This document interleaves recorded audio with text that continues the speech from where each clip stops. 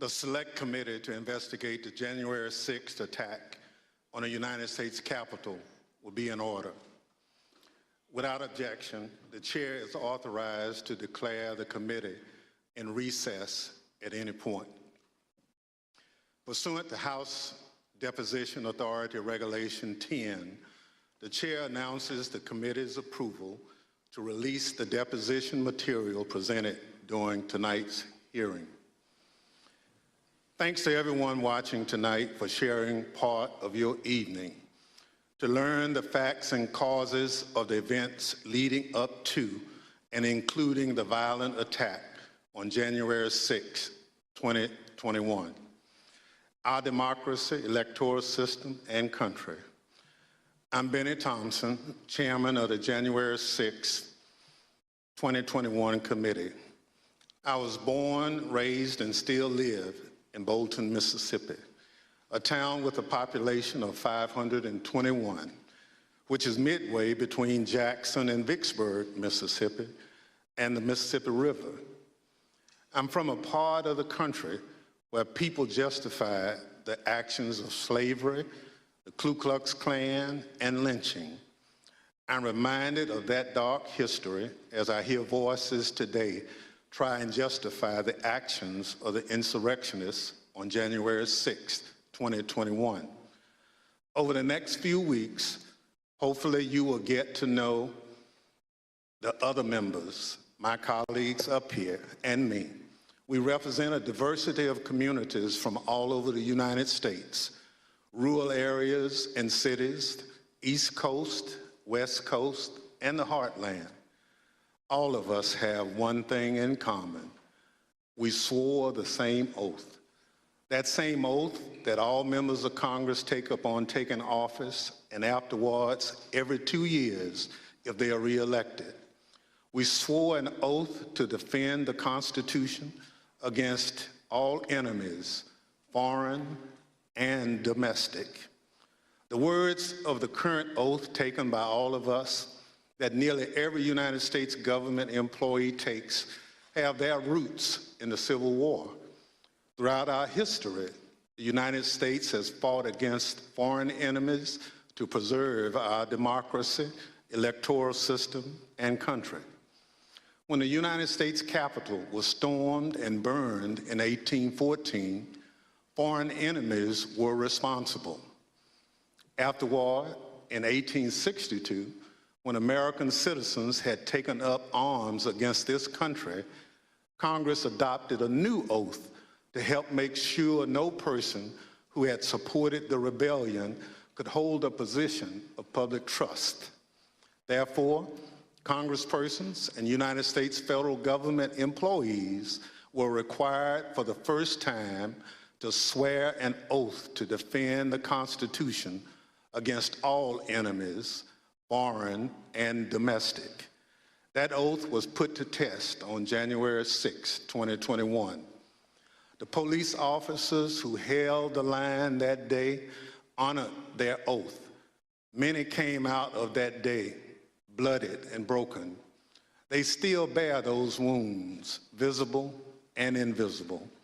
They did their duty. They repelled the mob and ended the occupation of the Capitol.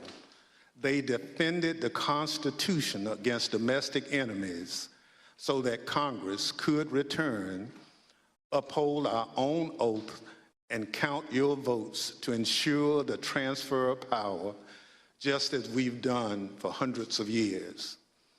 But unlike in 1814, it was domestic enemies of the Constitution who stormed the Capitol and occupied the Capitol, who sought to thwart the will of the people to stop the transfer of power. And so they did, so at the encouragement of the President of the United States. The President of the United States trying to stop the transfer of power, a precedent that had stood for 220 years, even as our democracy had faced its most difficult tests. Thinking back again to the Civil War in the summer of 1864, the President of the United States believed we would be doomed to his bid for re-election. He believed his opponent, General George McClellan, would wave the white flag when it came to preserving the Union. But even with that grim fate hanging in the balance, President Lincoln was ready to accept the will of the voters, come what may. He made a quiet pledge. He wrote down the words, "This morning, as for some days past, it seems exceedingly probable that this administration will not be reelected. Then it will be my duty to so cooperate with the president-elect. It will be my duty." Lincoln sealed that memo and asked his cabinet secretaries to sign it sight unseen.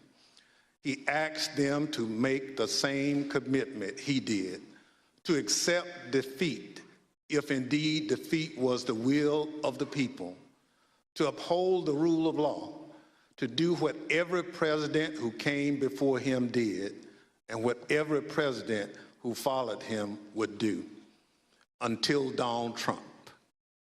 Donald Trump lost the presidential election in 2020. The American people voted him out of office. It was not because of a rigged system. It was not because of voter fraud. Don't believe me? Hear what his former Attorney General had to say about it. I warn those who watching that this contains strong language. No, just what I've been through. I had 3 discussions with the president that I can recall. One was on November 23rd, one was on December 1st, and one was on December 14th. And I've been through sort of the give and take of those discussions. And in that context, I made it clear I did not agree with the idea of saying the election was stolen. And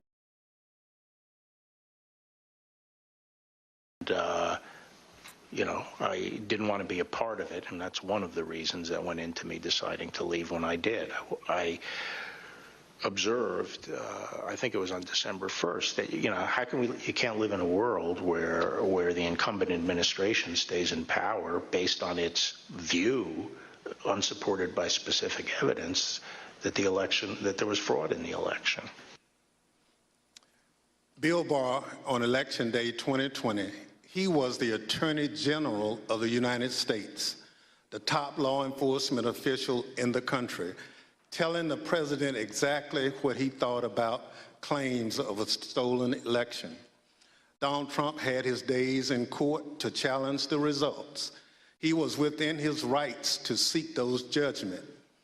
In the United States, law-abiding citizens have those tools for pursuing justice. He lost in the courts, just as he did at the ballot box. And in this country, that's the end of the line. But for Donald Trump, that was only the beginning of what became a sprawling, multi-step conspiracy aimed at overturning the presidential election, aimed at throwing out the votes of millions of Americans, your votes, your voice in our democracy, and replacing the will of the American people with his will to remain in power after his term ended. Donald Trump was at the center of this conspiracy, and ultimately, Donald Trump, the President of the United States, spurred a mob of domestic enemies of the Constitution to march down the Capitol and subvert American democracy. Any legal jargon you hear about seditious conspiracy, obstruction of an official proceeding, conspiracy to defraud the United States boils down to this.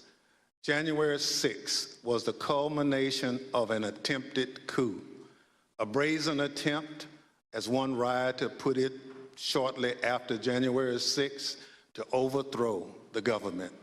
The violence was no accident. It represented Trump's last stand, most desperate chance to halt the transfer of power.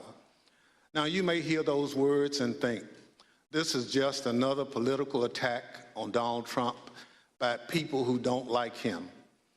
That's not the case. My colleagues and I all wanted an outside independent commission to investigate January 6th, similar to what we had after 9/11. But after first agreeing to the idea, Donald Trump's allies in Congress put a stop to it. Apparently, they don't want January 6th investigated at all. And in the last 17 months, many of those same people have tried to whitewash what happened on January 6th, to rewrite history, call it a tourist visit, label it legitimate political discourse. Donald Trump and his followers have adopted the words of the songwriter, "Do you believe me or your lying eyes?" We can't sweep what happened under the rug. The American people deserve answers. So I come before you this evening, not as a Democrat, but as an American who swore an oath to defend the Constitution. The Constitution doesn't protect just Democrats or just Republicans. It protects all of us, we the people. And this scheme was an attempt to undermine the will of the people. So tonight, and over the next few weeks, we're going to remind you of the reality of what happened that day. But our work must do much more than just look backwards. Because of our democracy remains in danger, the conspiracy to thwart the will of the people is not over. There are those in this audience who thirst for power but have no love or respect for what makes America great: devotion to the Constitution, allegiance to the rule of law, our shared journey to build a more perfect union. January 6th and the lies that led to insurrection have put 2.5 centuries of constitutional democracy at risk. The world is watching what we do here. America has long been expected to be a shining city on the hill, a beacon of hope and freedom, a model for others when we are at our best. How can we play that role when our house is in such disorder? We must confront the truth with candor, resolve, and determination. We need to show that we are worthy of the gifts that are the birthright of every American. That begins here, and it begins now, with a true accounting of what happened and what led to the attack on our Constitution and our democracy. In this moment, when the dangers of our Constitution and our democracy loom large, nothing could be more important. Working alongside the public servants on this dais has been one of the greatest honors of my time in Congress. It's been a particular privilege to count as a partner in this effort and to count as a friend the gentlewoman from Wyoming, Ms. Cheney. She's a patriot, a public servant of profound courage, of devotion to her oath and the Constitution. It's my pleasure to recognize Ms. Cheney for her opening statement. Thank you very much, Mr. Chairman, and let me echo those words about the importance of bipartisanship and what a tremendous honor it is to work on this committee. Mr. Chairman, at 6:01 p.m. on January 6th, after he spent hours watching a violent mob besiege, attack, and invade our Capitol, Donald Trump tweeted, but he did not condemn the attack. Instead, he justified it. "These are the things and events that happen," he said, "when a sacred landslide election victory is so unceremoniously and viciously stripped away from great patriots who've been badly and unfairly treated for so long." As you will see in the hearings to come, President Trump believed his supporters at the Capitol, and I quote, "We're doing what they should be doing." This is what he told his staff as they pleaded with him to call off the mob, to instruct his supporters to leave. Over a series of hearings in the coming weeks, you will hear testimony, live and on video, from more than half a dozen former White House staff in the Trump administration. all of whom were in the West Wing of the White House on January 6th. You will hear testimony that, quote, the president did not really want to put anything out, calling off the riot or asking his supporters to leave. You will hear that President Trump was yelling and, quote, really angry at advisors who told him he needed to be doing something more. And aware of the rioters' chance to hang Mike Pence, the president responded with this sentiment, quote, maybe our supporters have the right idea. Mike Pence, quote, deserves it. You will hear evidence that President Trump refused for hours to do what his staff, his family, and many of his other advisors begged him to do: immediately instruct his supporters to stand down and evacuate the Capitol. Tonight, you will see never-before-seen footage of the brutal attack on our Capitol, an attack that unfolded while a few blocks away, President Trump sat watching television in the dining room next to the Oval Office. You will hear audio from the brave police officers battling for their lives and ours, fighting to defend our democracy against a violent mob Donald Trump refused to call off. Tonight and in the weeks to come, you will see evidence of what motivated this violence, including directly from those who participated in this attack. You will see video of them explaining what caused them to do it. You will see their posts on social media. We will show you what they have said in federal court. On this point, there is no room for debate. Those who invaded our Capitol and battled law enforcement for hours were motivated by what President Trump had told them, that the election was stolen and that he was the rightful president.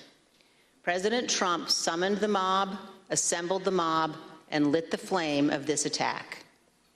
You will also hear about plots to commit seditious conspiracy on January 6th, a crime defined in our laws as conspiring to overthrow, put down, or destroy by force the government of the United States, or to oppose by force the authority thereof. Multiple members of two groups, the Oath Keepers and the Proud Boys, have been charged with this crime for their involvement in the events leading up to and on January 6th. Some have pled guilty. The attack on our Capitol was not a spontaneous riot. Intelligence available before January 6th identified plans to, quote, invade the Capitol, occupy the Capitol, and take other steps to halt Congress's count of electoral votes that day. In our hearings to come, we will identify elements of those plans, and we will show specifically how a group of Proud Boys led a mob into the Capitol building on January 6th. Tonight, I am going to describe for you some of what our committee has learned and highlight initial findings you will see this month in our hearings.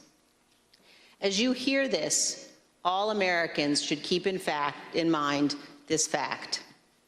On the morning of January 6th, President Donald Trump's intention was to remain President of the United States, despite the lawful outcome of the 2020 election and in violation of his constitutional obligation to relinquish power.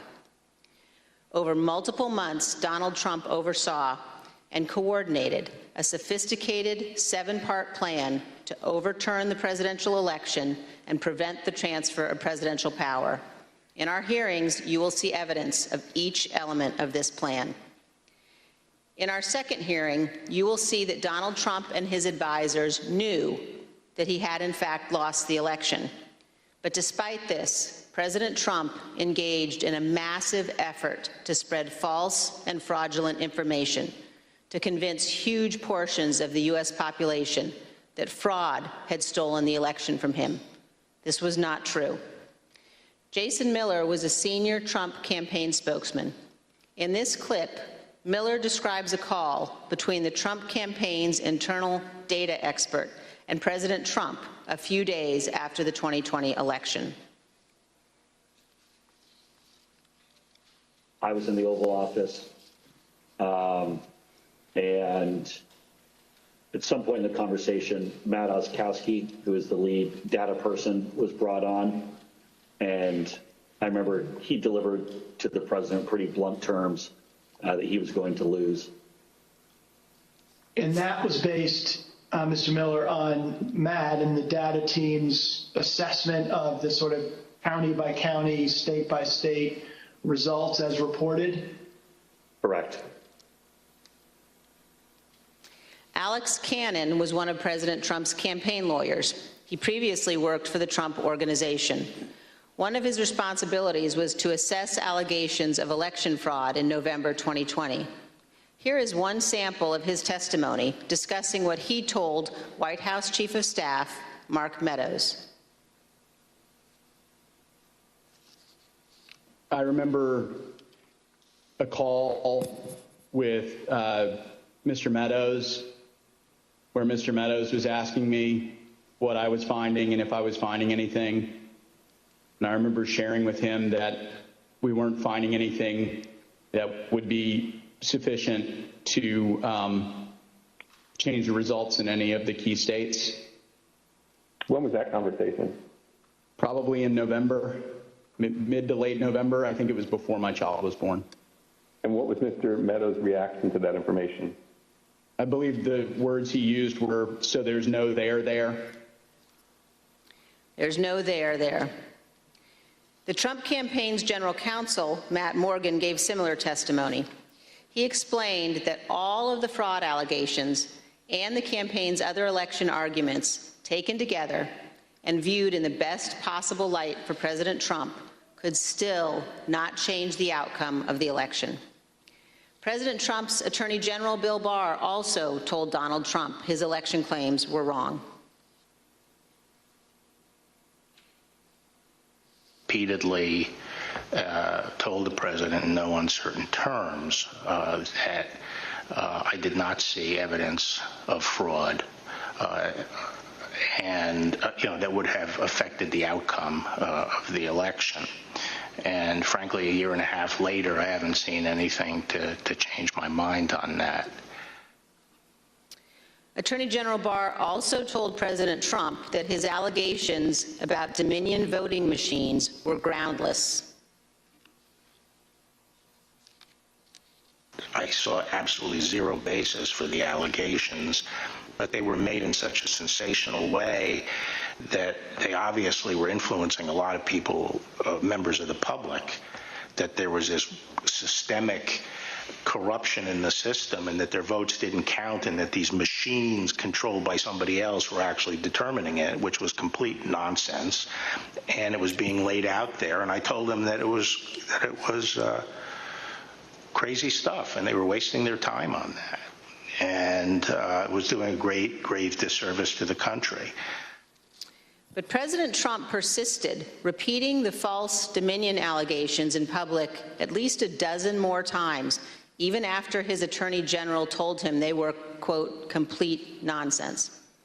And after Barr's resignation on December 23rd, the acting Attorney General who replaced him, Jeff Rosen, and the acting deputy, Richard Donahue, told President Trump over and over again that the evidence did not support allegations he was making in public. Many of President Trump's White House staff also recognized that the evidence did not support the claims President Trump was making. This is the president's daughter commenting on Bill Barr's statement that the department found no fraud sufficient to overturn the election. How did that affect your perspective about the election when Attorney General Barr made that statement? It affected my perspective. I respect Attorney General Barr. So I accepted what he was saying. As you will hear on Monday, the president had every right to litigate his campaign claims, but he ultimately lost more than 60 cases in state and federal courts. The president's claims in the election cases were so frivolous and unsupported that the president's lead lawyer, Rudy Giuliani, not only lost the lawsuits, his license to practice law was suspended. Here's what the court said of Mr. Giuliani. Giuliani communicated demonstrably false and misleading statements to courts, lawmakers, and the public at large in his capacity as lawyer for former President Donald J. Trump and the Trump campaign in connection with Trump's failed effort at re-election in 2020. As you will see in great detail in our hearings, President Trump ignored the rulings of our nation's courts. He ignored his own campaign leadership, his White House staff, many Republican state officials. He ignored the Department of Justice and the Department of Homeland Security. President Trump invested millions of dollars of campaign funds purposely spreading false information, running ads he knew were false, and convincing millions of Americans that the election was corrupt and that he was the true president. As you will see, this misinformation campaign provoked the violence on January 6th. In our third hearing, you will see that President Trump corruptly planned to replace the Attorney General of the United States so the U.S. Justice Department would spread his false stolen election claims. In the days before January 6th, President Trump told his top Justice Department officials, quote, "Just say the election was corrupt and leave the rest to me and the Republican congressman." Senior Justice Department officials, men he had appointed, told him they could not do that because it was not true. So President Trump decided to replace them. He offered Jeff Clark, an environmental lawyer at the Justice Department, the job of acting Attorney General. President Trump wanted Mr. Clark to take a number of steps, including sending this letter to Georgia and 5 other states, saying the U.S. Department of Justice had, quote, identified significant concerns that may have impacted the outcome of the election. This letter is a lie. The Department of Justice had, in fact, repeatedly told President Trump exactly the opposite, that they had investigated his stolen election allegations and found no credible fraud that could impact the outcome of the election. This letter and others like it would have urged multiple states to withdraw their official and lawful electoral votes for Biden. Acting Deputy Attorney General Richard Donahue described Jeff Clark's letter this way, quote, "This would be a grave step for the department to take and could have tremendous constitutional, political, and social ramifications for this country." The committee agrees with Mr. Donahue's assessment. Had Clark assumed the role of Attorney General in the days before January 6th and issued these letters, the ramifications could indeed have been grave. Mr. Donahue also said this about Clark's plan. And I recall toward the end saying, what you're proposing is nothing less than the United States Justice Department meddling in the outcome of a presidential election. In our hearings, you will hear firsthand how the senior leadership of the Department of Justice threatened to resign, how the White House counsel threatened to resign, and how they confronted Donald Trump and Jeff Clark in the Oval Office. The men involved, including Acting Attorney General Jeff Rosen and Acting Deputy Attorney General Richard Donahue, were appointed by President Trump. These men honored their oaths of office, they did their duty, and you will hear from them in our hearings. By contrast, Jeff Clark has invoked his Fifth Amendment privilege against self-incrimination and refused to testify. Representative Scott Perry, who is also involved in trying to get Clark appointed as Attorney General, has refused to testify here. As you will see, Representative Perry contacted the White House in the weeks after January 6th to seek a presidential pardon. Multiple other Republican congressmen also sought presidential pardons for their roles in attempting to overturn the 2020 election. In our fourth hearing, we will focus on President Trump's efforts to pressure Vice President Mike Pence to refuse to count electoral votes on January 6th. Vice President Pence has spoken publicly about this. President Trump is wrong. I had no right to overturn the election. The presidency belongs to the American people and the American people alone. And frankly, there is no idea more un-American than the notion that any one person could choose the American president. What President Trump demanded that Mike Pence do wasn't just wrong, it was illegal and it was unconstitutional. You will hear this in great detail from the Vice President's former general counsel. Witnesses in these hearings will explain how the former Vice President and his staff informed President Trump over and over again that what he was pressuring Mike Pence to do was illegal. As you will hear, President Trump engaged in a relentless effort to pressure Pence, both in private and in public. You will see the evidence of that pressure from multiple witnesses, live and on video. Vice President Pence demonstrated his loyalty to Donald Trump consistently over 4 years, but he knew that he had a higher duty to the United States Constitution. This is testimony from the Vice President's Chief of Staff. So I think the Vice President was proud of his 4 years of service, and he felt like much had been accomplished in those 4 years. And I think he was proud to have stood beside the President for all that had been done. But I think he ultimately knew that his fidelity to the Constitution was his first and foremost oath. And that's what he articulated publicly, and I think that that's what he felt. His fidelity to the Constitution was more important than his fidelity to President Trump and his desire. The oath he took. Yep. Yes. You'll also hear about a lawyer named John Eastman. Mr. Eastman was deeply involved in President Trump's plans. You'll hear from former Fourth Circuit federal judge Michael Luttig, a highly respected leading conservative judge. John Eastman clerked for Judge Luttig. Judge Luttig provided counsel to the Vice President's team in the days before January 6th. The judge will explain how Eastman, quote, was wrong at every turn. And you will see the email exchanges between Eastman and the Vice President's counsel as the violent attack on Congress was underway. Mr. Jacob said this to Mr. Eastman: "Thanks to your bullshit, we are under siege."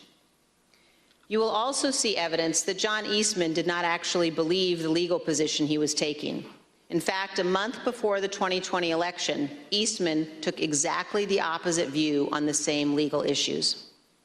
In the course of the Select Committee's work to obtain information from Mr. Eastman, we have had occasion to present evidence to a federal judge.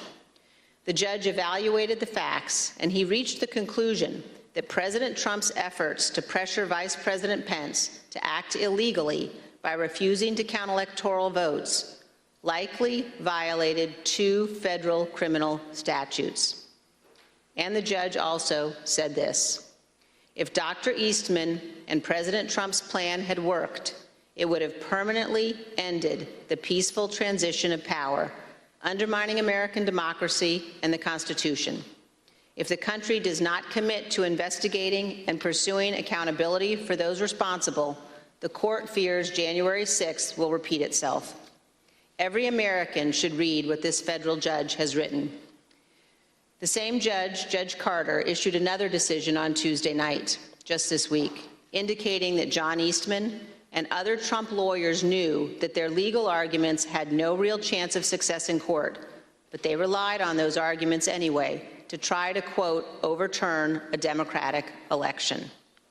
And you will hear that while Congress was under attack on January 6th and the hours following the violence, the Trump legal team in the Willard Hotel War Room continued to work to halt the count of electoral votes. In our 5th hearing, you will see evidence that President Trump corruptly pressured state legislators and election officials to change election results. You will hear additional details about President Trump's call to Georgia officials, urging them to, quote, find 11,780 votes, votes that did not exist, and his efforts to get states to rescind certified electoral slates without factual basis and contrary to law. You will hear new details about the Trump campaign and other Trump associates' efforts to instruct Republican officials in multiple states to create intentionally false electoral slates and transmit those slates to Congress, to the Vice President, and the National Archives, falsely certifying that Trump won states he actually lost. In our final 2 June hearings, you will hear how President Trump summoned a violent mob and directed them illegally to march on the United States Capitol. While the violence was underway, President Trump failed to take immediate action to stop the violence and instruct his supporters to leave the Capitol. As we present these initial findings, keep 2 points in mind. First, Our investigation is still ongoing, so what we make public here will not be the complete set of information we will ultimately disclose. And second, the Department of Justice is currently working with cooperating witnesses and has disclosed to date only some of the information it has identified from encrypted communications and other sources. On December 18, 2020, a group, including General Michael Flynn, Sidney Powell, Rudy Giuliani, and others, visited the White House. They stayed late into the evening. We know that the group discussed a number of dramatic steps, including having the military seize voting machines and potentially rerun elections. You will also hear that President Trump met with that group alone for a period of time before White House lawyers and other staff discovered the group was there and rushed to intervene. A little more than an hour after Ms. Powell, Mr. Giuliani, General Flynn, and the others finally left the White House, President Trump sent the tweet on the screen now, telling people to come to Washington on January 6th. Be there, he instructed them. Will be wild. As you will see, this was a pivotal moment. This tweet initiated a chain of events. The tweet led to the planning for what occurred on January 6th, including by the Proud Boys, who ultimately led the invasion of the Capitol and the violence on that day. The indictment of a group of Proud Boys alleges that they planned, quote, to oppose by force the authority of the government of the United States. And according to the Department of Justice, on January 6, 2021, the defendants directed, mobilized, and led members of the crowd onto the Capitol grounds and into the Capitol, leading to the dismantling of metal barricades, the destruction of property, the breaching of the Capitol building, and the assaults on law enforcement. Although certain former Trump officials have argued that they did not anticipate violence on January 6th, the evidence suggests otherwise. As you will see in our hearings, the White House was receiving specific reports in the days leading up to January 6th, including during President Trump's Ellipse rally, indicating that elements in the crowd were preparing for violence at the Capitol. And on the evening of January 5th, the president's close advisor, Steve Bannon, said this on his podcast. All hell is going to break loose tomorrow. Just understand this. All hell is going to break loose tomorrow. As part of our investigation, we will present information about what the White House and other intelligence agencies knew and why the Capitol was not better prepared. But we will not lose sight of the fact that the Capitol Police did not cause the crowd to attack. And we will not blame the violence that day, violence provoked by Donald Trump, on the officers who bravely defended all of us. In our final hearing, you will hear a moment-by-moment account of the hours-long attack from more than half a dozen White House staff, both live in the hearing room and via videotaped testimony. There's no doubt that President Trump was well aware of the violence as it developed. White House staff urged President Trump to intervene and call off the mob. Here is a document written while the attack was underway by a member of the White House staff advising what the president needed to say. Quote, anyone who entered the Capitol without proper authority should leave immediately. This is exactly what his supporters on Capitol Hill and nationwide were urging the president to do. He would not. You will hear that leaders on Capitol Hill begged the president for help, including Republican leader McCarthy, who was, quote, scared, and called multiple members of President Trump's family after he could not persuade the president himself. Not only did President Trump refuse to tell the mob to leave the Capitol, he placed no call to any element of the United States government to instruct that the Capitol be defended. He did not call his Secretary of Defense on January 6th. He did not talk to his Attorney General. He did not talk to the Department of Homeland Security. President Trump gave no order to deploy the National Guard that day, and he made no effort to work with the Department of Justice to coordinate and deploy law enforcement assets. But Vice President Pence did each of those things. For example, Here is what General Milley, the chairman of the Joint Chiefs of Staff, testified to this committee. There were 2 or 3 calls with Vice President Pence. He was very animated, and he issued very explicit, very direct, unambiguous orders. There was no question about that, and I can get you the exact quotes, I guess, from some of our records somewhere. But he was very animated, very direct, very firm, and to Secretary Miller, get the military down here, get the Guard down here, put down this situation, etc. By contrast, here is General Milley's description of his conversation with President Trump's Chief of Staff, Mark Meadows, on January 6th. He said, we have to kill the narrative that the Vice President is making all the decisions. We need to establish the narrative that that the President is still in charge and that things are steady or stable or what's that thing. I immediately interpret that as politics, politics, politics. Red flag for me personally, no action, but I remember it distinctly. And you will hear from witnesses how the day played out inside the White House, how multiple White House staff resigned in disgust, and how President Trump would not ask his supporters to leave the Capitol. It was only after multiple hours of violence that President Trump finally released a video instructing the riotous mob to leave. And as he did so, he said to them, quote, "We love you, and you're very special." You will also hear that in the immediate aftermath of January 6th, members of the President's family, White House staff, and others tried to step in to stabilize the situation, quote, to land the plane before the presidential transition on January 20th. You will hear about members of the Trump cabinet discussing the possibility of invoking the 25th Amendment and replacing the President of the United States. Multiple members of President Trump's own cabinet resigned immediately after January 6th. One member of the cabinet suggested that the remaining cabinet officers needed to take a more active role in running the White House and the administration. But most emblematic of those days is this exchange of texts between Sean Hannity and former President Trump's press secretary, Kayleigh McEnany. Sean Hannity wrote, in part, "Key now, no more crazy people, no more stolen election talk. Yes, impeachment and 25th Amendment are real.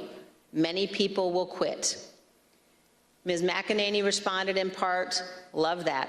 That's the playbook." The White House staff knew that President Trump was willing to entertain and use conspiracy theories to achieve his ends. They knew the president needed to be cut off from all of those who had encouraged him. They knew that President Donald Trump was too dangerous to be left alone, at least until he left office on January 20th. These are important facts for Congress and the American people to understand fully. When a president fails to take the steps necessary to preserve our union, or worse, causes a constitutional crisis, we're at a moment of maximum danger for our republic. Some in the White House took responsible steps to try to prevent January 6th. Others egged the president on. Others, who could have acted, refused to do so.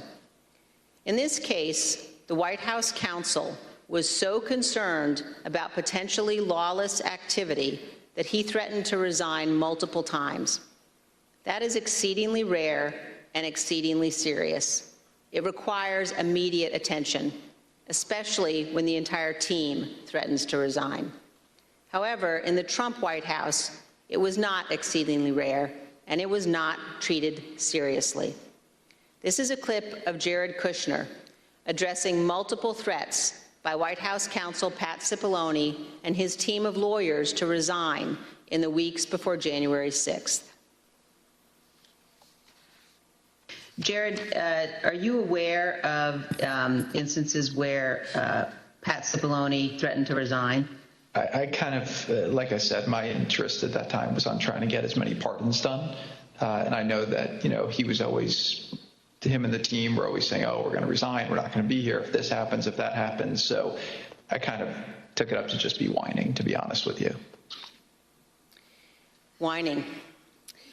There's a reason why people serving in our government take an oath to the Constitution. As our founding fathers recognized, democracy is fragile. People in positions of public trust are duty-bound to defend it, to step forward when action is required.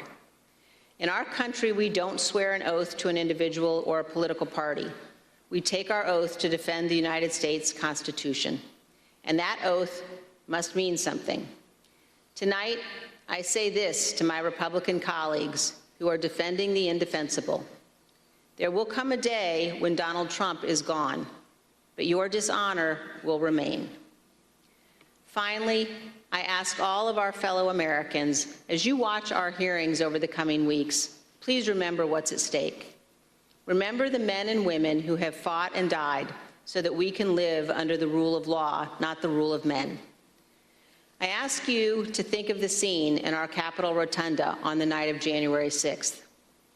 There, in a sacred space in our constitutional republic, the place where our presidents lie in state, watched over by statues of Washington and Jefferson, Lincoln and Grant, Eisenhower, Ford, and Reagan.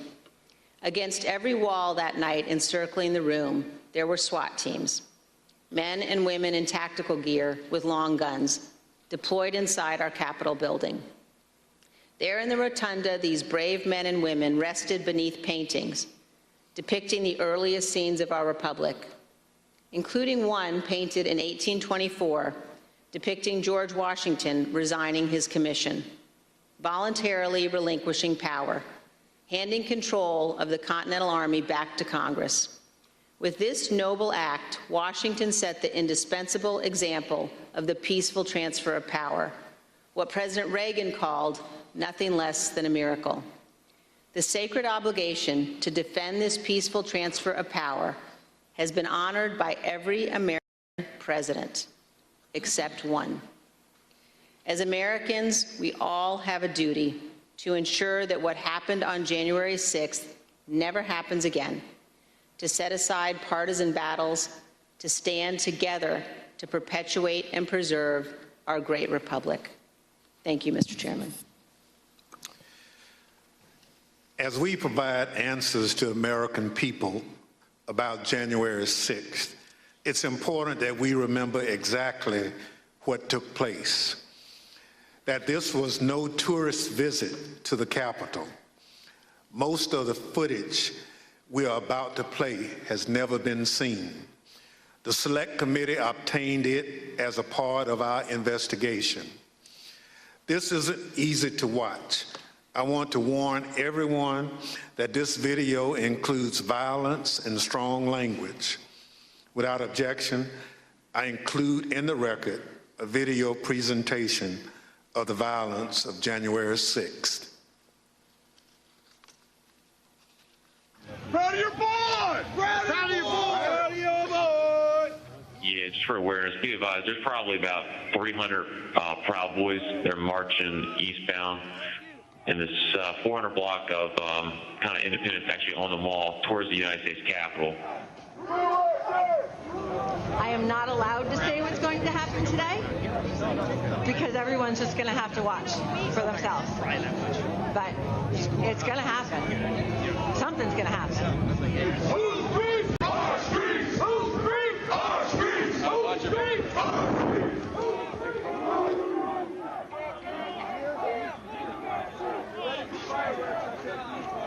Don't get you hurt you.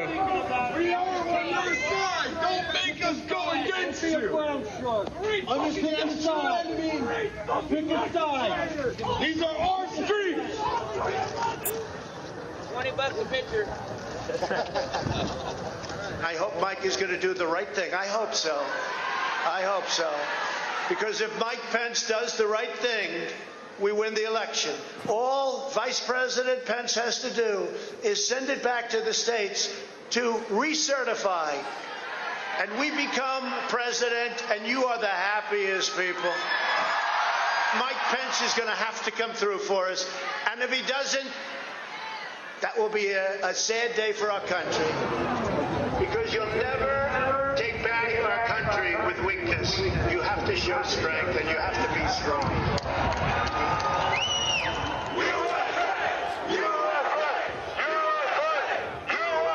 Cruiser 50, it does look like we're going to have an ad hoc march stepping off here. There's a crowd surge heading east. We love Trump! We love Trump! We love Trump! We love Trump! We love Trump! We love Trump! We love Trump! Mike Pence, I hope you're going to stand up for the good of our Constitution and for the good of our country.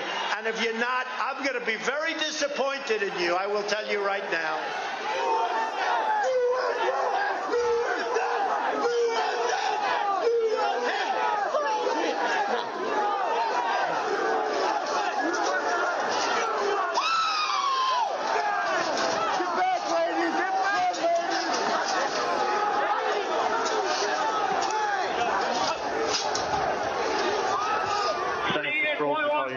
We just had protesters be circle, breach the line.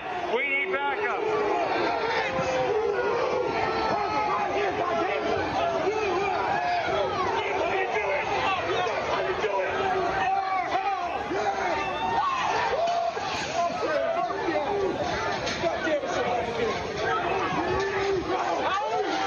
Madam Speaker, the Vice President and the United States Senate.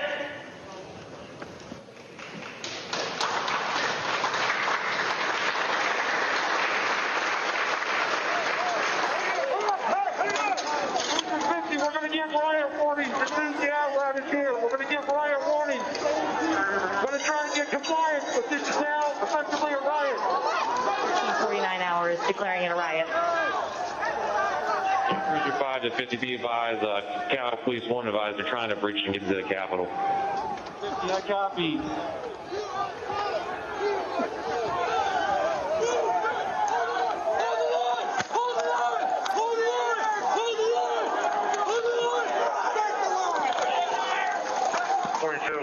We're about 5 miles out. We're trying to make our way through all this.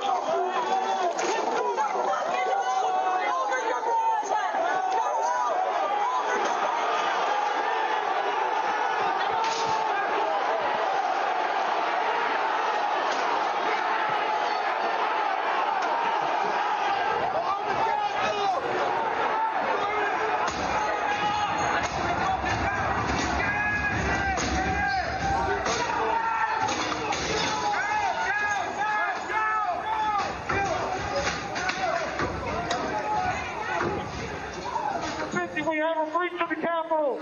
Breach of the Capitol to the upper level! Jack, be advised they're requesting additional resources on the east side as they've broken into that window and they're trying to kick it in.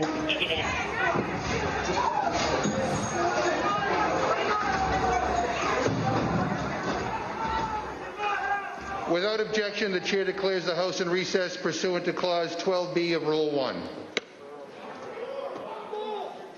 Mike Pence didn't have the courage to do what should have been done to protect our country and our Constitution, giving states a chance to certify a corrected set of facts, not the fraudulent or inaccurate ones which they were asked to previously certify. U.S. demands the truth. Bring out Pence. Bring out Pence. Bring out Pence. Bring out Pence.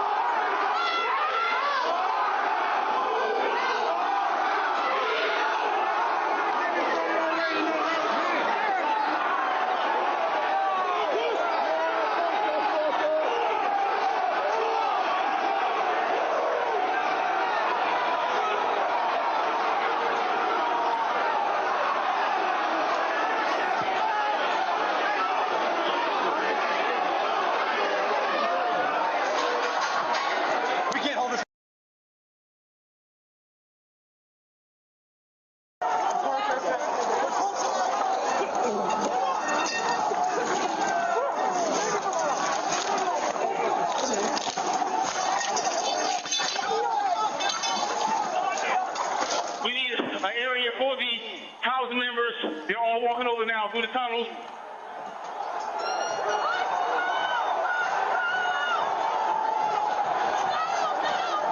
We're trying to hold the upper deck. We are trying to hold the upper deck now. We need to hold the doors of the Capitol.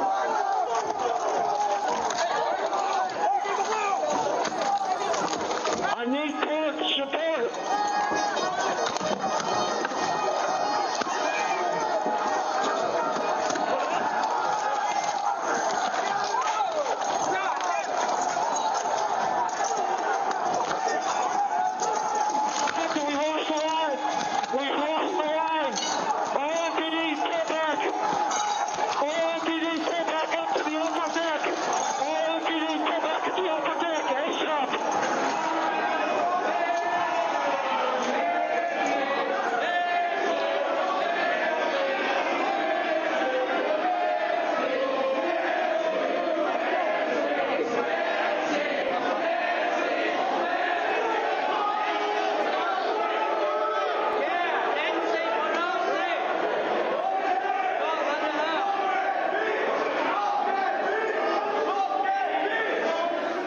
Cruiser 50, be advised that Capitol Police is going to start moving their resources inside.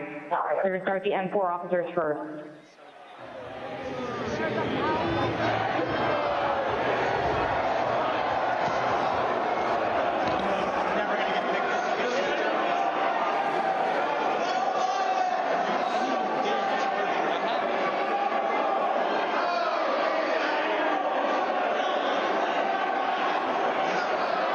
H208 with 4 members. The doors barricade. There's people flooded the hallways outside. We have no way out.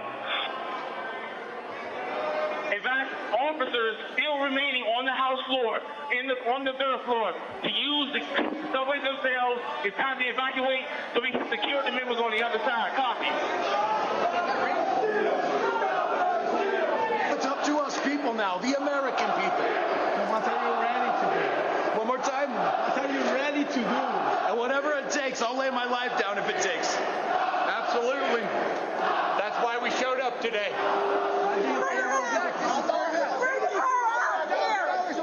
Hey, boys, coming in if you don't bring her out. Fuck you, son of a bitch. You back up. I have myself on back.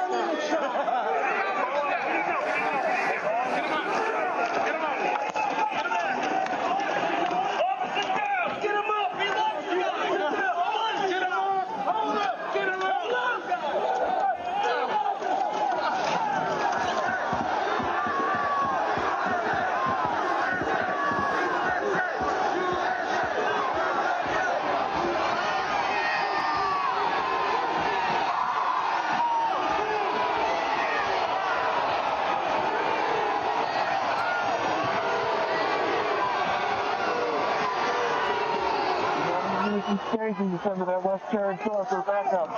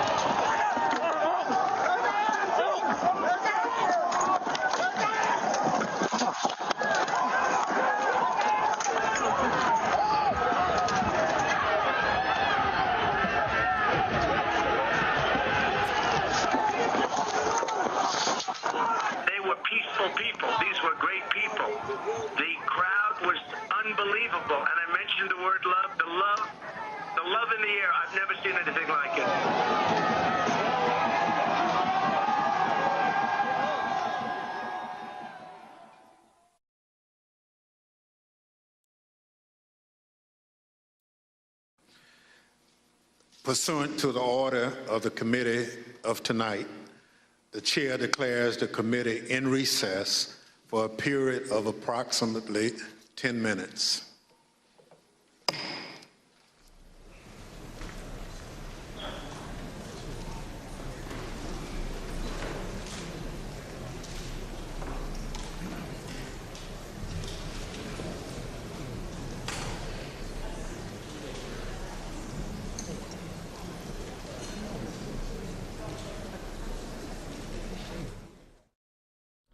Okay, so we just watched a 12-minute long montage timeline, almost minute by minute there, of the events that transpired on January 6th, the scenes we all know and have seen countless times. They are now in break. We heard from Chairman Benny Thompson and Vice Chair Liz Cheney with opening statements laying out what to expect for the subsequent hearings going forward. We're going to take just a quick 2-minute commercial break. When we come back, we'll be bringing on more of our experts, Daytona Everett and I in the newsroom as well, breaking down what you just saw, recapping for you, and then looking forward. We'll be back in just a moment.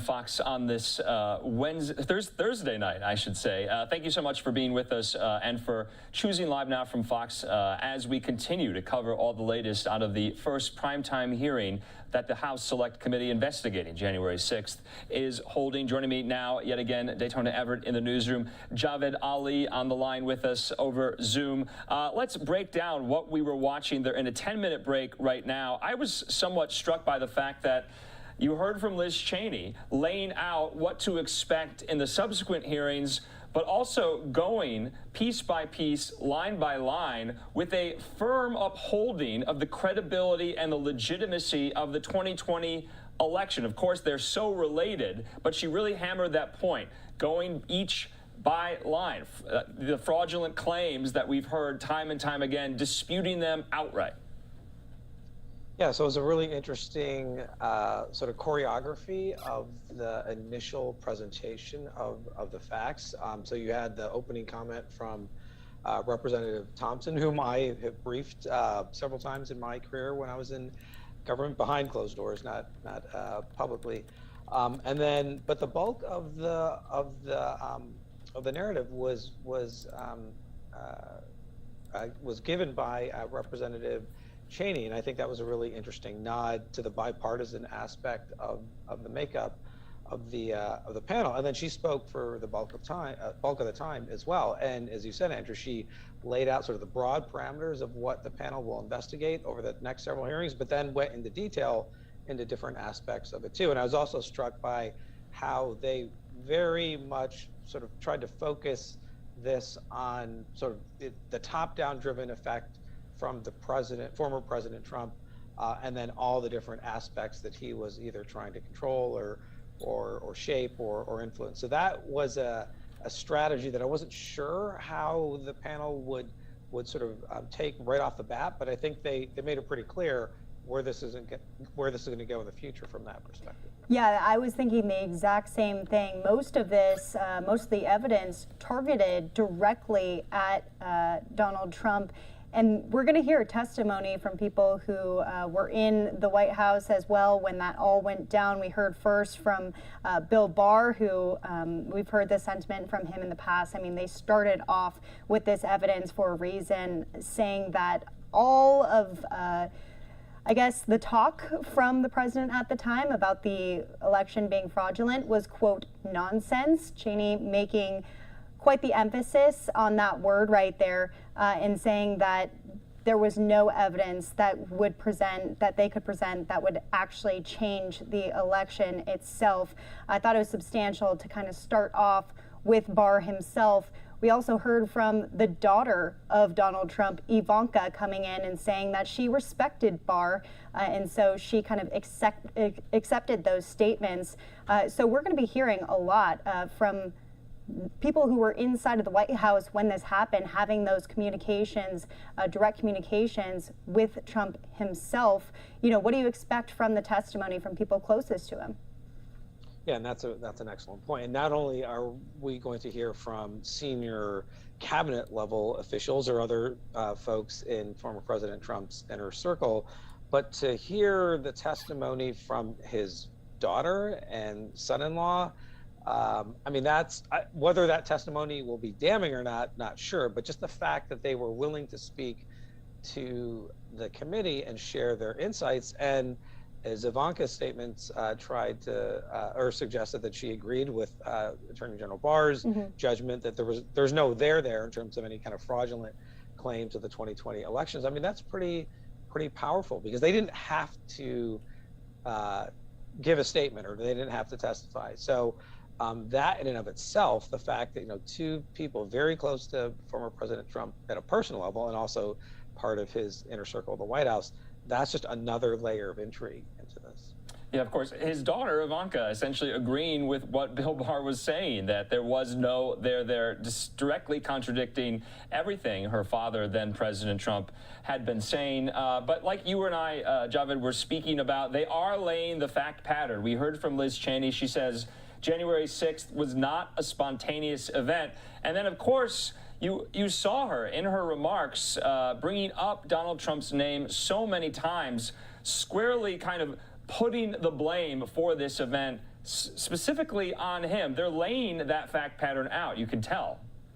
Yeah, absolutely. And again, I wasn't sure going into this how strong of a posture they would have on that front, but now I think the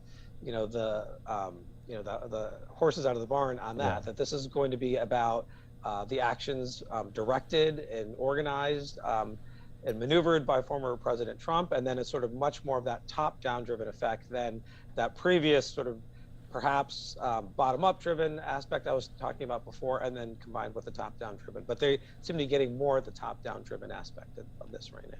I wanted to bring something up that kind of caught my eye, or my ear, I guess I should say. They mentioned a 7-part plan. That's the first I've ever heard of this kind of laid out here. I'm sure, this was just opening statements, and that's what a lot of these hearings are going to be about. But I'm curious what you guys' thoughts are on that, the 7-part plan. I'm not sure exactly what that is.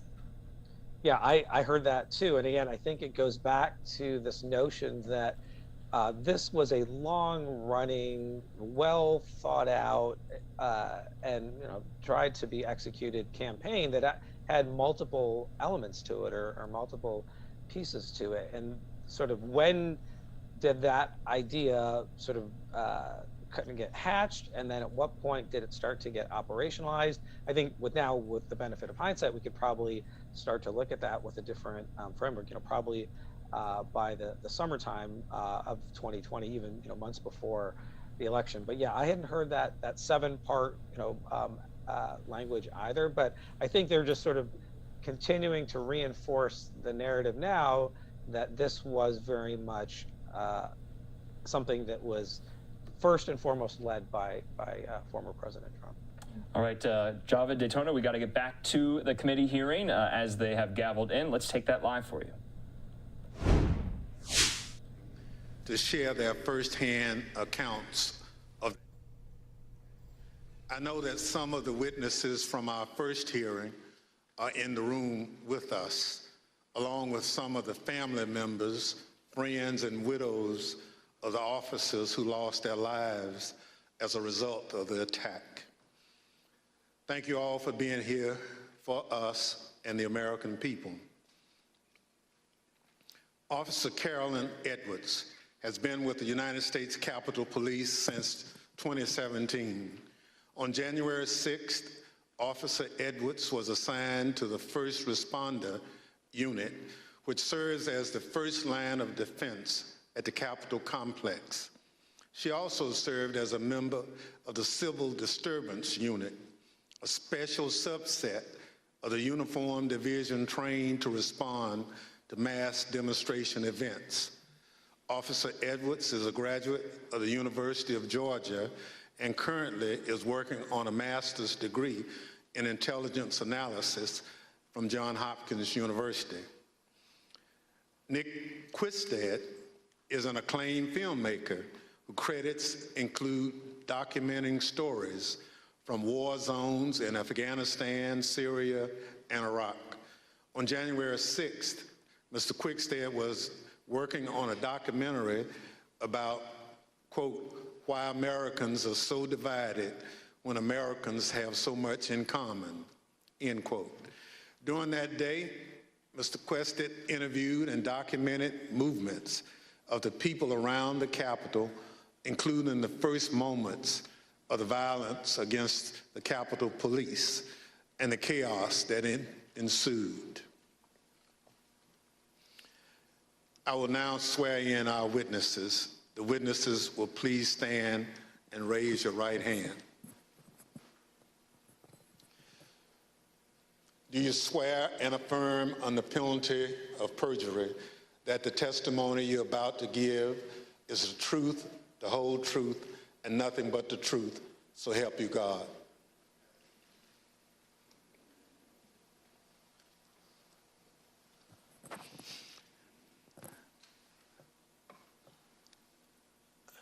Let the record reflect the witnesses answered in the affirmative. Without objection, the witness's statement will be included in the record. Pursuant to Section 5C8 of House Resolution 503, I recognize myself for questioning.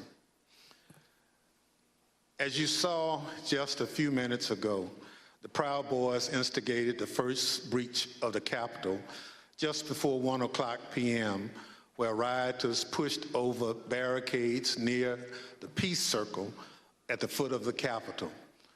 Our two witnesses tonight were both there at the time of that first breach. Officer Edwards was standing with other officers behind a line of bike racks that marked the perimeter of the Capitol grounds. She bravely tried to prevent an angry crowd from advancing on the Capitol. Unfortunately, she was overrun and knocked unconscious as the crowd advanced on the Capitol. Mr. Quickstead was a few yards away from Officer Edwards, taking footage of the Proud Boys as part of his work on a documentary film. Most of his footage has never been shown publicly before we shared it this evening. Officer Edwards, I'd like to start by asking if you could tell us why you believe it's important for you to share your story this evening with the committee and the American public. Please, your microphone. Well, thank you, Mr. Chairman. I really appreciate it, and thank you to the committee for having me here to testify. I was called a lot of things on January 6, 2021 and the days thereafter. I was called Nancy Pelosi's dog, called incompetent, called a hero, and a villain. I was called a traitor to my country, my oath, and my Constitution. In actuality, I was none of those things. I was an American, standing face to face with other Americans, asking myself how many times, many times, how we had gotten here. I had been called names before, but never had my patriotism or duty been called into question. I, who got up every day, no matter how early the hour or how late I got in the night before, to put on my uniform and to protect America's symbol of democracy. I, who spent countless hours in the baking sun and freezing snow to make sure that America's elected officials were able to do their job. I, whose literal blood, sweat, and tears were shed that day defending the building that I spent countless holidays and weekends working in. I am the proud granddaughter of a Marine that fought in the Battle of the Chosin Reservoir in the Korean War. I think of my papa often in these days, how he was so young and thrown into a battle he never saw coming and answered the call at a great personal cost. How he lived the rest of his days with bullets and shrapnel in his legs, but never once complained about his sacrifice. I would like to think that he would be proud of me, proud of his granddaughter that stood her ground that day and continued fighting, even though she was wounded, like he did many years ago. I am my grandfather's granddaughter, proud to put on a uniform and serve my country. They dared to question my honor. They dared to question my loyalty, and they dared to question my duty. I'm a proud American, and I will gladly sacrifice everything to make sure that the America my grandfather defended is here for many years to come. Thank you. Officer Edwards, your story and your service is important, and I thank you for being here tonight. Ms. Quickstead, I also like to ask you to introduce yourself. Can you tell us how you found yourself in Washington, D.C. on January 6, 2021? Good evening, Chair and Madam Vice Chair. Thank you for the introduction. As stated, in the winter of 2020, I was working on a documentary. As part of that documentary, I filmed several rallies in Washington, D.C.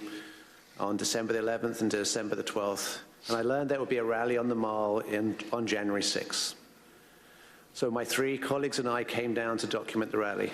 According to the permit of the event, there was going to be a rally at the Ellipse. We arrived at the Mall and observed a large contingent of Proud Boys marching towards the Capitol. We filmed them, and almost immediately I was separated from my colleagues. I documented the crowd turn from protesters to rioters to insurrectionists.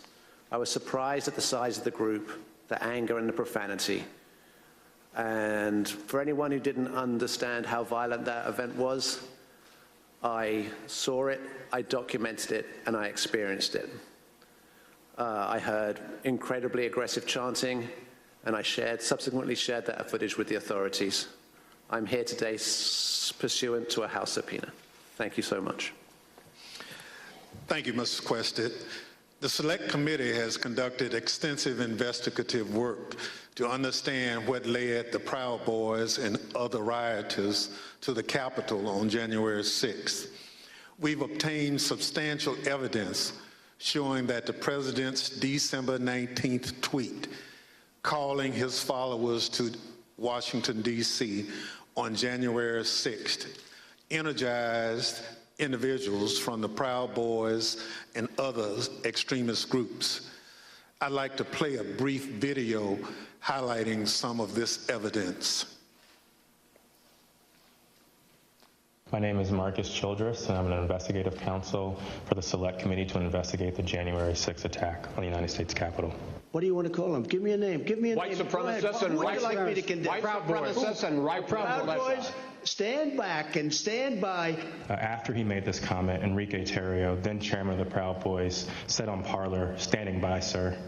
During our investigation, we learned that this comment during the presidential debate actually led to an increase in membership from the Proud Boys. Would you say that Proud Boys numbers increased after the stand back, stand by comment?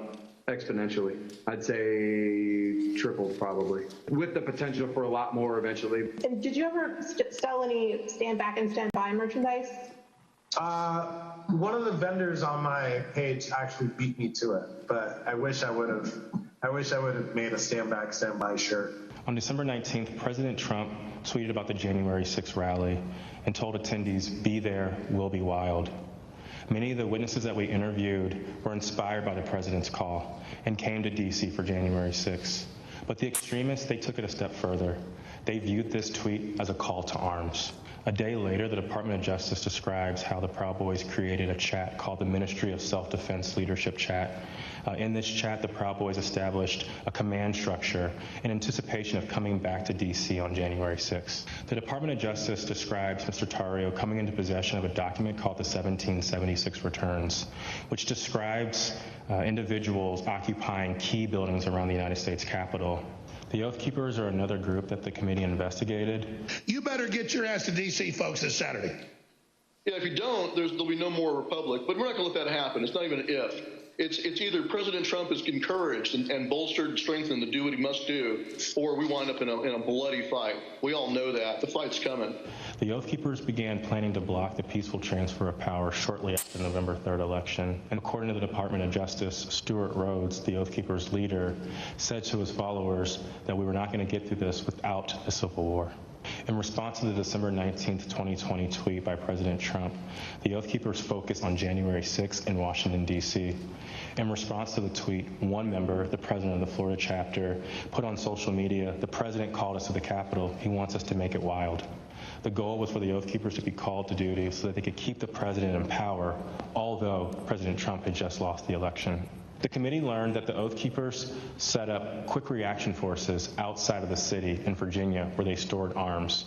The goal of these quick reaction forces was to be on standby just in case President Trump invoked the Insurrection Act. Did the Oath Keepers ever provide weapons to members? I'm going to decline to answer that and put them as grounds for due process grounds. In footage obtained by the committee, we learned that on the night of January 5th, Enrique Tarrio and Stuart Rhodes met in a parking garage in Washington, D.C. There's mutual respect there. I think we're fighting the same fight, and I think that's what's important. The committee learned that the Oath Keepers went into the Capitol through the east doors in two stack formations. The DOJ alleges that one of the stacks went into the Capitol looking for Speaker Pelosi, although they never found her. As the attack was unfolding, Mr. Tarrio took credit. In documents obtained by the Department of Justice, Mr. Tarrio said in an encrypted chat, "Make no mistake, and we did this." Later on that evening, Mr. Tarrio even posted a video which seemed to resemble him in front of the Capitol with a black cape, and the title of the video was Premonition. The evidence developed by the Select Committee and the Department of Justice highlights how each group participated on the attack on the Capitol on January 6th.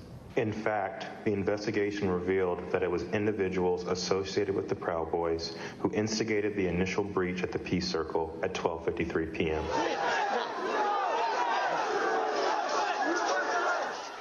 Within 10 minutes, rioters had already filled the Lower West Plaza. By 2 o'clock, rioters had reached the doors on the West and the East Plazas. And by 2:13, rioters had actually broken through the Senate wing door and gotten into the Capitol building.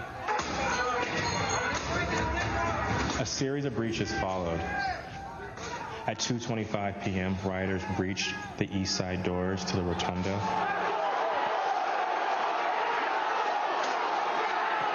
And then right after 2:40 p.m., rioters breached the east side doors near the Ways and Means room. Once the rioters infiltrated the Capitol, they moved through the crypt, the rotunda, the hallways leading to the House chambers, and even inside the Senate chambers.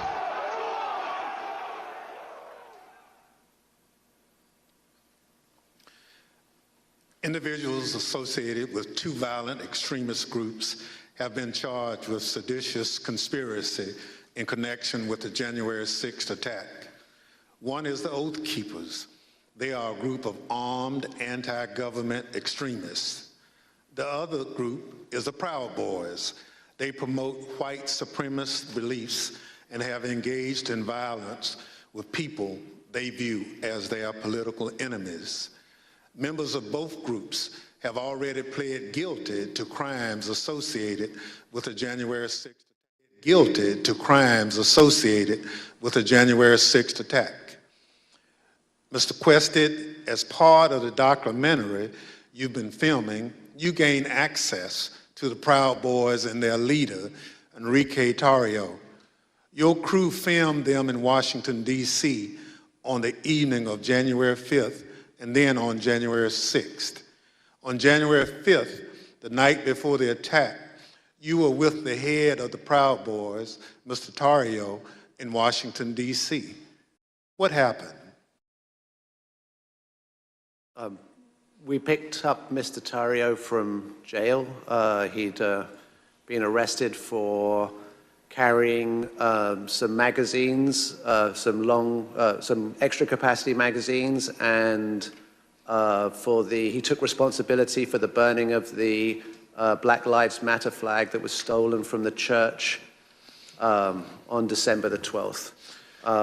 We were attempting to get an interview with Mr. Tarrio. We had no idea of any of the events that were going to subsequently happen. We drove him to pick up his bags from the property department of the police, which is just south of the mall. We picked up his bags and went to get some other bags from the Phoenix Hotel, where we encountered Mr. Stuart Rhodes from the Oath Keepers. By the time I'd gone to park the car, my colleague was saying, who'd got into the car with Mr. Tarrio, that they had moved to a location around the corner, the parking garage of the Hall of Legends, I believe. And so we quickly drove over there. We drove down into the parking garage and filmed the scene of Mr. Tarrio and Mr. Rhodes and certain other individuals in that garage. We then continued to follow Mr. Tarrio. There was some discussion about where he was going to go. He ended up going towards a hotel in Baltimore, and we conducted an interview with him in the hotel room. And then we returned to DC for that night. And what was interesting that night actually was that was the first indication that DC was much more busy than it had been any other time we'd been here, because we couldn't get into the hotels we wanted to, and we ended up at a hotel that, was not as satisfactory as we would have hoped. Thank you. So what you're saying is you filmed the meeting between Mr. Tarrio and Oath Keepers leader Stuart Rhodes, right? Indeed. You couldn't hear what was said, but according to the Justice Department indictment of Mr. Tarrio, a participant referenced the Capitol. Now, on the morning of January 6th, you learned the Proud Boys would gather near the rally scheduled to take place near the White House. What time did you meet up with the Proud Boys, and what was happening when they met? We met up with the Proud Boys somewhere around 10:30 a.m. and they were starting to walk down the mall easterly direction towards the Capitol. There was a large contingent, more than I had expected, and I was confused to a certain extent why we were walking away from the president's speech, because that's what I felt we were there to cover. So at 10:30 a.m., that's early in the day. That's even before President Trump had started speaking. Am I correct? Yes, sir. So how many Proud Boys would you estimate were marching together to the Capitol? A couple of hundred, potentially. Yeah, I'd say a couple of hundred Proud Boys were marching towards the Capitol at that point. At the time, was the area heavily guarded? No, that was, I remember we walked we walked down the mall, we walked to the right of the reflecting pool, and then north along the road that leads to the Peace Circle. And as we were walking past the Peace Circle, I framed the Proud Boys to the right of my shot with the Capitol behind, and we see one sole police officer at the barriers, which subsequently breached. We then walk up and past a tactical unit preparing, and you see that in the film where the man questions their duty and their honor, and you see maybe a dozen Capitol Police putting on their riot gear. So how would you describe the atmosphere at that time?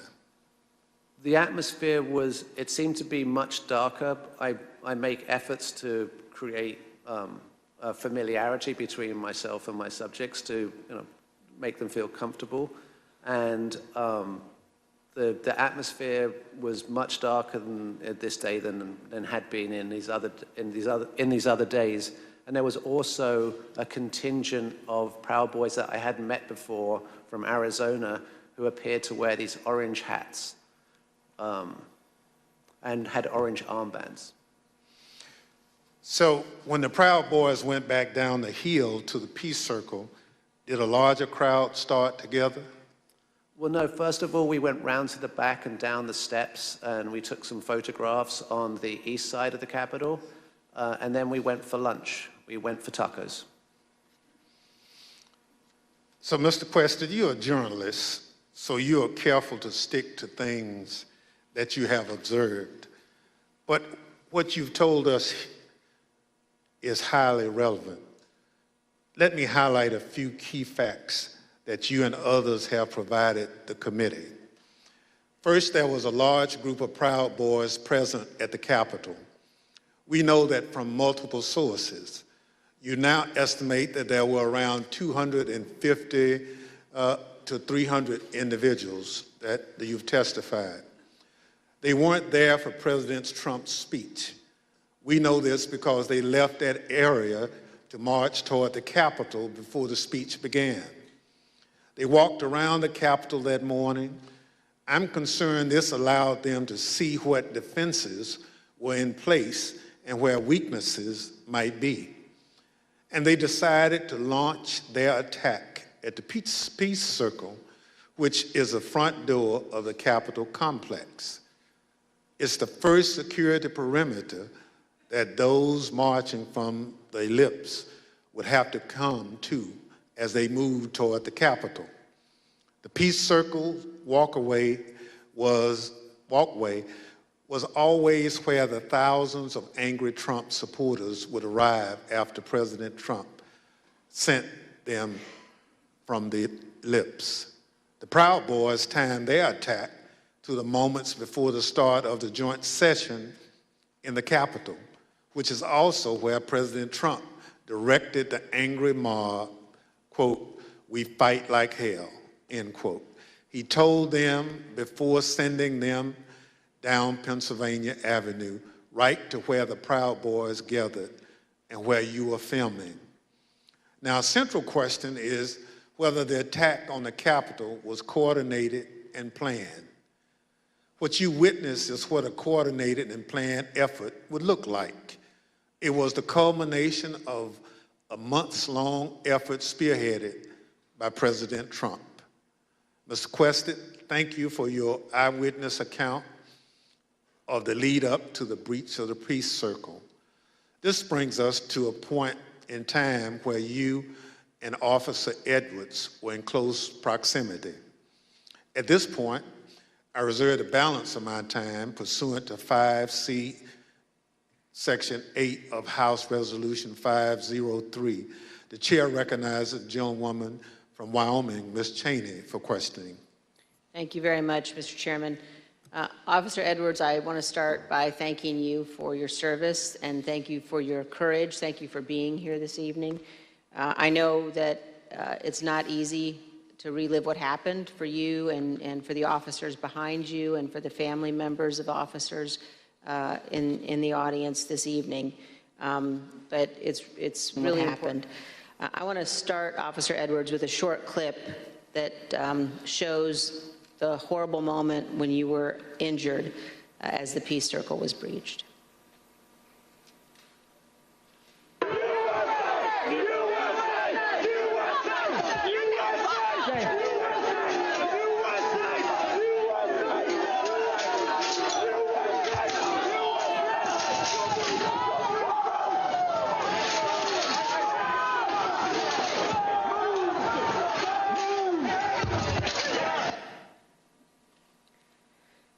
Officer Edwards, can you describe the crowd that had assembled at the Peace Circle as you and your fellow officers stood behind and guarded the bike racks at the Peace Circle?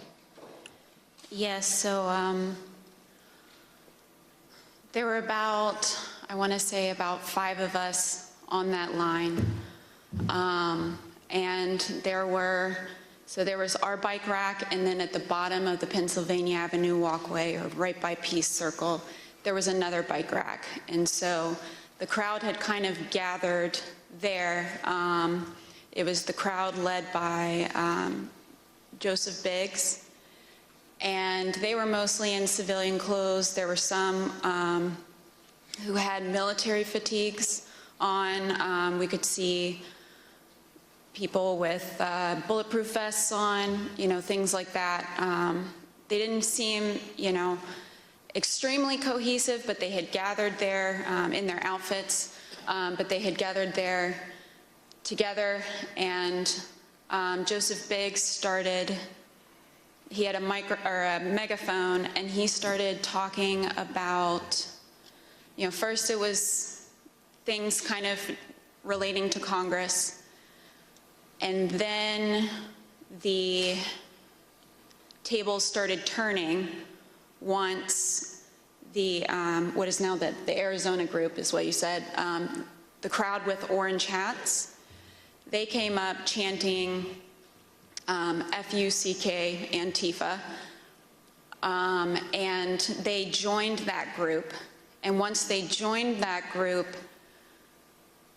Joseph Biggs' rhetoric turned to the Capitol Police. He started asking us questions like, you didn't miss a paycheck during the pandemic. Mentioning stuff about our pay scale was mentioned. And, started turning the tables on us.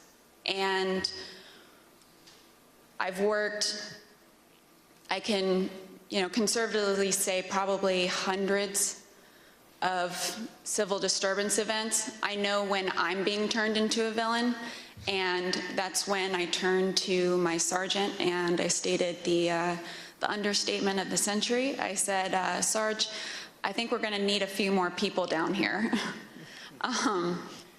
And so after that, I think they started conferring. They went a little silent. They started conferring among each other. I saw the person now identified as Ryan Samsel. He put his arm around Joseph Biggs, and they were talking, and then they started approaching the first barricade. They ripped the first barricade down, and they approached our bike racks.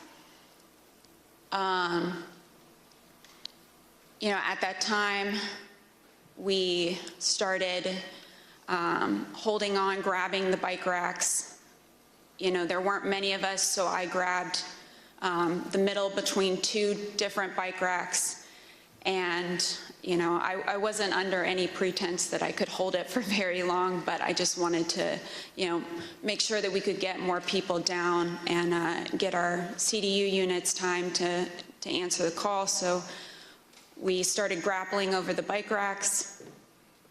I felt the bike rack come on top of my head, and I was pushed backwards, and my foot caught the stair behind me, and my chin hit the handrail, and then at that point I had blacked out, but the back of my head clipped the concrete stairs behind me.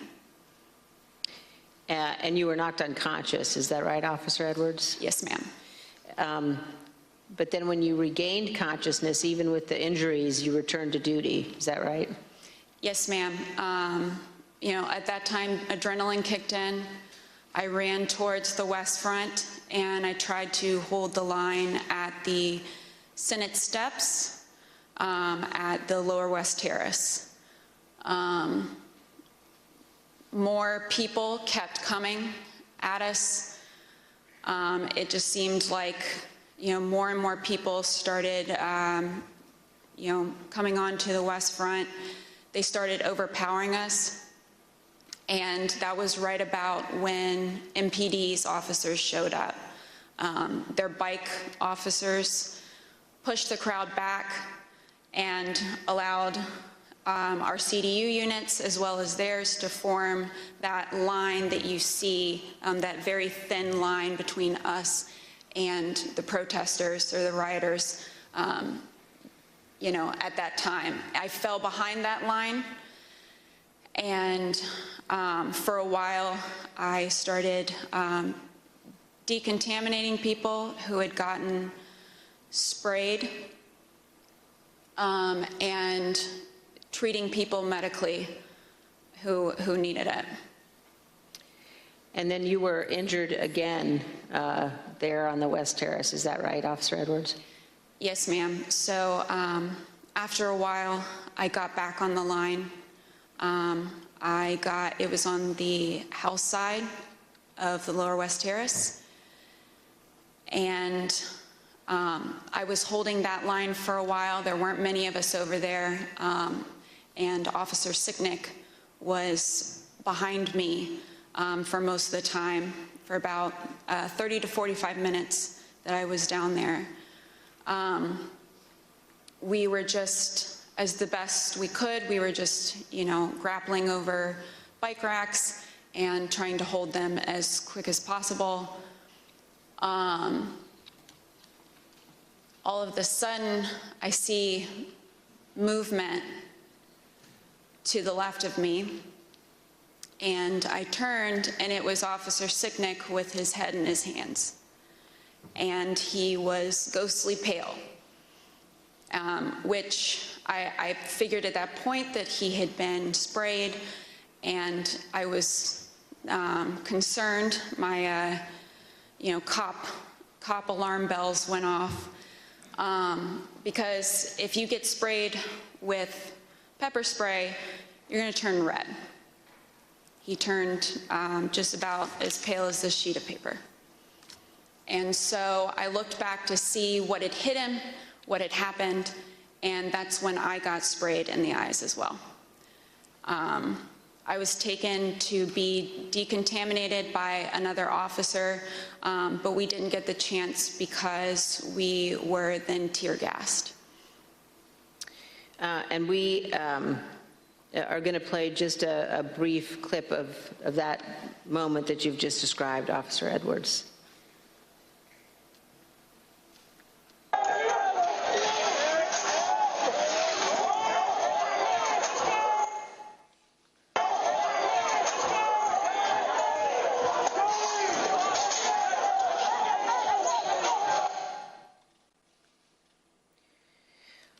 Officer Edwards, I just want to thank you for being here. And I know, again, how difficult it is. I know the family of Officer Sicknick as well, who's here tonight. One of the things one of the Capitol Police officers said to me recently was to ask me whether or not, as members of Congress, all of us understood that on that day, on January 6th, when we were evacuated from the chamber, were led to a safe, undisclosed location, whether we knew that so many of you had rushed out of the building and into the fight. And I can assure you that we do know that, and that we understand how important your service is. Thank you for your continued work with our committee and the interviews, and thank you very much for both of you for being here this evening. Mr. Chairman, I yield back.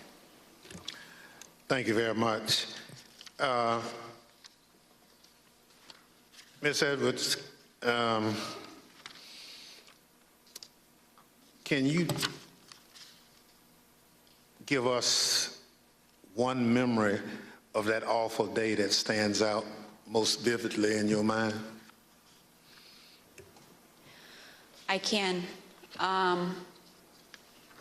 That time when I talked about falling behind MPD's line,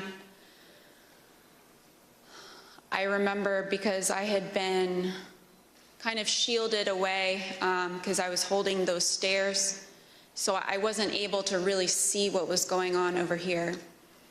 When I fell behind that line and I saw, I can just remember my breath catching in my throat, because what I saw was just a war scene. It was something like I'd seen out of the movies. I couldn't believe my eyes. There were officers on the ground, you know, they were bleeding, they were throwing up, they were, you know, they had, I mean, I saw friends with blood all over their faces. I was slipping in people's blood. You know, I was catching people as they fell. You know, it was carnage. It was chaos. I can't even describe what I saw. Never in my wildest dreams did I think that as a police officer, as a law enforcement officer, I would find myself in the middle of a battle. You know, I'm trained to detain, you know, a couple of subjects and handle a crowd, but I'm not combat trained. And that day, it was just hours of hand-to-hand combat, hours of dealing with things that were way beyond any law enforcement officer has ever trained for. And I just remember that moment of stepping behind the line and just seeing the absolute war zone that the West Front had become.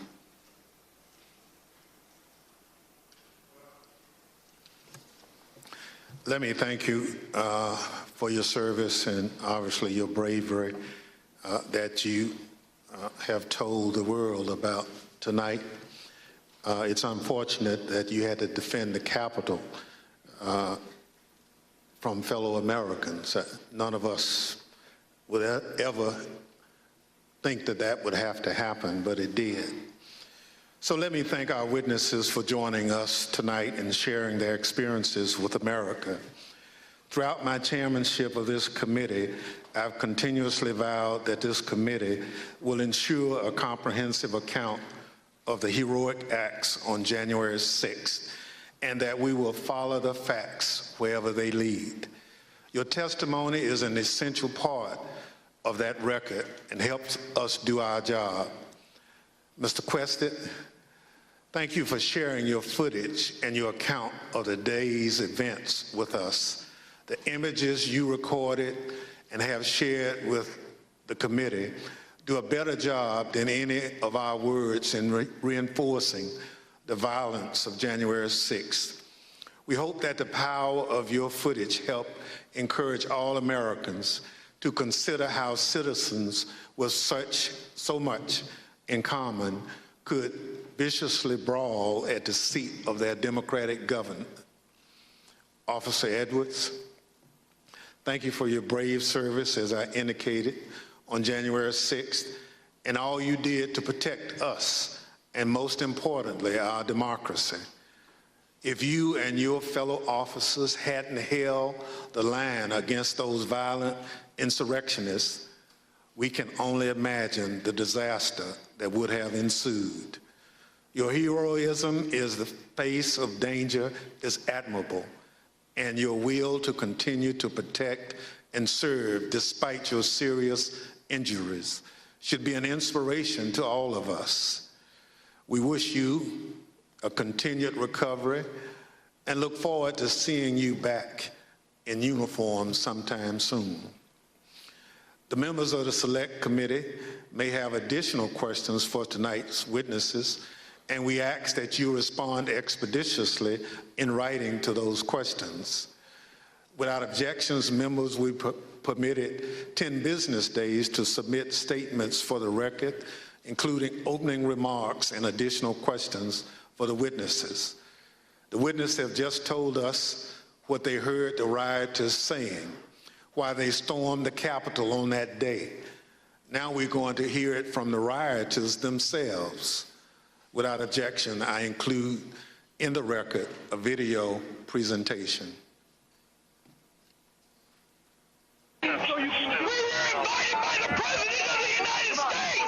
What really made me want to come was the fact that, you know, I had supported Trump all that time. I did believe, you know, that the election was being stolen, and Trump asked us to come. He personally asked for us to come to D.C. that day. And I thought, for everything he's done for us, if this is the only thing he's going to ask of me, I'll do it. We're going to walk down to the Capitol. Did you recall President Trump mentioning going to the Capitol during his speech? Oh, yeah. So that's one of my disappointments. He said he was going to go with us, that he was going to be there. I know why I was there, and that's because he called me there, and he laid out what is happening in our government.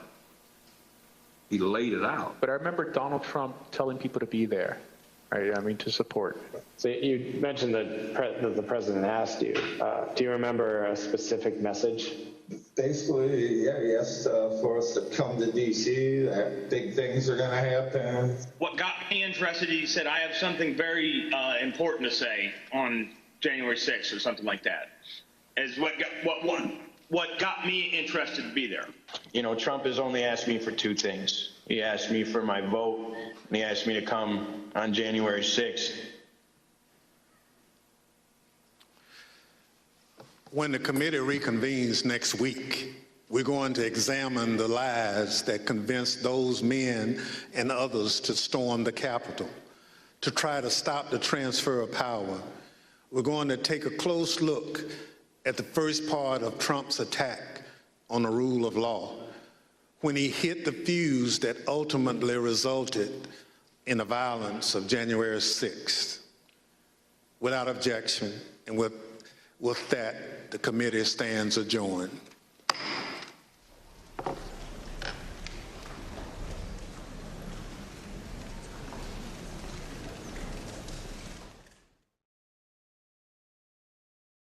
Okay, so you have just watched the first primetime hearing put on by the House Select Committee investigating January 6th, listening to those two witnesses, Capitol Police Officer Caroline Edwards, about how she tried to hold the line that day as protesters breached those metal fences at the start of the Capitol complex, and then, of course, the British filmmaker Nick Quested, who was with and accompanied many members of the Proud Boys, including their leader, Enrique Tarrio, in the days leading up to January 6th and on the day itself.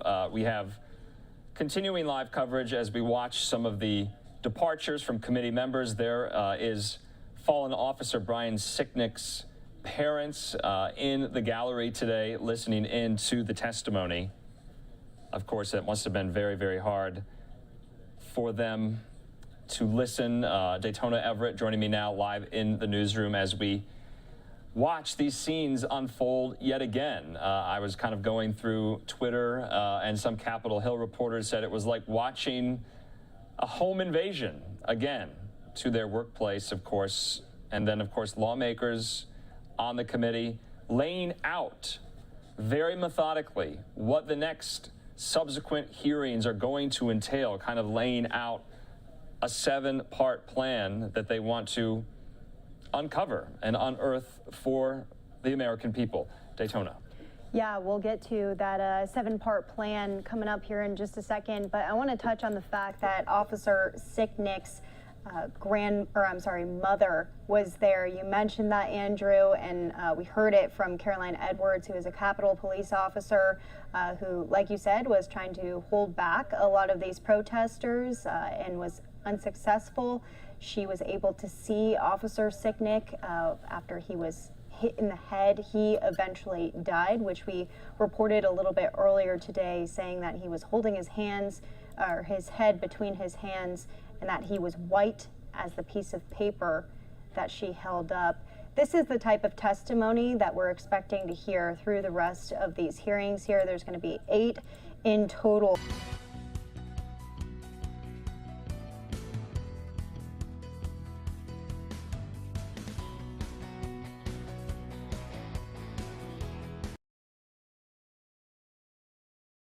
Starting our live coverage of these hearings, we thank Javed Alehi, who are going to join us as we continue with this. When they break between witnesses, please join us again with your reaction. We'll kind of be recapping for our viewers what they just saw, and if they were not watching, what we just saw going forward. So we're going to keep these live pictures up. We're going to talk to Javed in about an hour, hour and a half. Daytona is still with me here in the newsroom, but let's take these pictures live as committee members will no doubt take their seats in this hearing room. Those committee members include, of course, Chairman of the committee, Representative Benny Thompson, the Democrat from Mississippi, his Vice Chair, Republican Liz Cheney, and then other members of Congress, Zoe Lofgren, Adam Kinzinger, Adam Schiff, Pete Aguilar, Stephanie Murphy, Jamie Raskin, and Elaine Luria, the photographers in the room. The Capitol, and I think it shows that, you know, for those.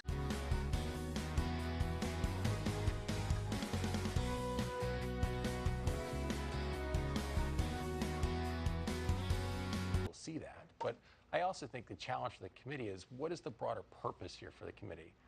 Is it, as they say in some cases, to deny President Trump another opportunity to run? I think that belongs more to the American people.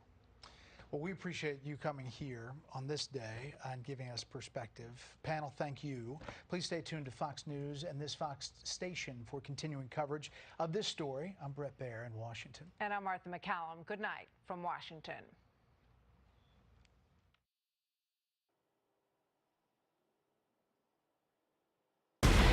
Live and local. This is Fox 7 Austin News at 9.